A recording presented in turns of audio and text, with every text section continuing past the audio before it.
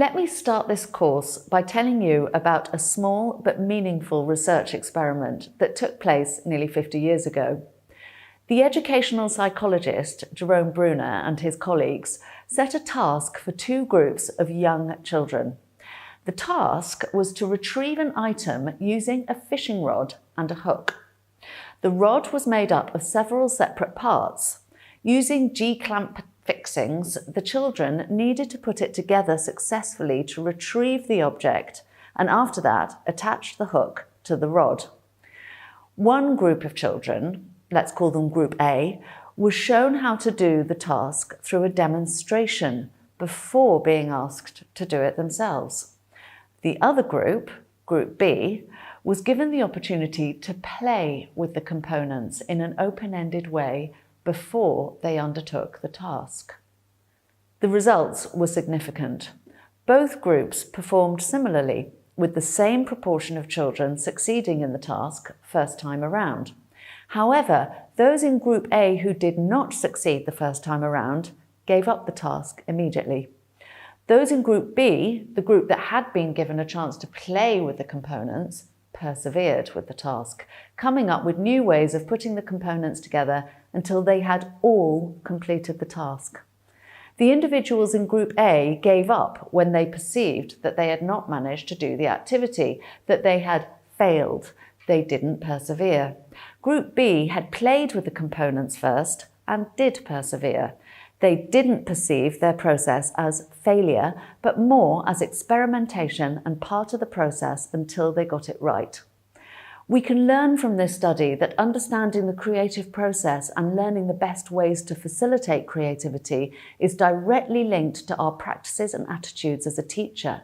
By adopting new methods, we can make a significant difference on the learning experience of our students and the way they approach making sense of the world.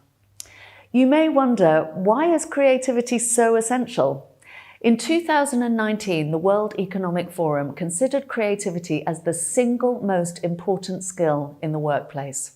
In their Future of Jobs report, it is predicted that as manual work becomes increasingly automated, creativity, innovation, and ideation will be the key skills for the workshop. In their Future of Jobs report, it is predicted that as manual work becomes increasingly automated, creativity, innovation, and ideation will be the key skills for the workforce of the future. And there is substantial data to show that business leaders consider that the world's economic future needs creative and innovative thinkers. One extensive study carried out by IBM in 2010 canvassed the views of 1,541 CEOs, general managers, and senior public sector leaders who represented different sizes of organizations in 60 countries and across 33 industries. These leaders were asked to select from a list of skills that they believed to be the most important for the workforce. The top leadership trait selected was creativity. Creativity is also recognized as playing a key role in solving the world's problems. It's becoming increasingly obvious that we need new solutions for global issues that affect us all, like climate change, health, population growth and consumption, urban development, armed conflicts, food production and distribution, and of course, much more. Thought leaders and politicians alike are turning to creativity to help address these pressing concerns. In the light of these global concerns and the elevated position of creativity, it is clear that becoming creative thinkers and doers cannot start too young.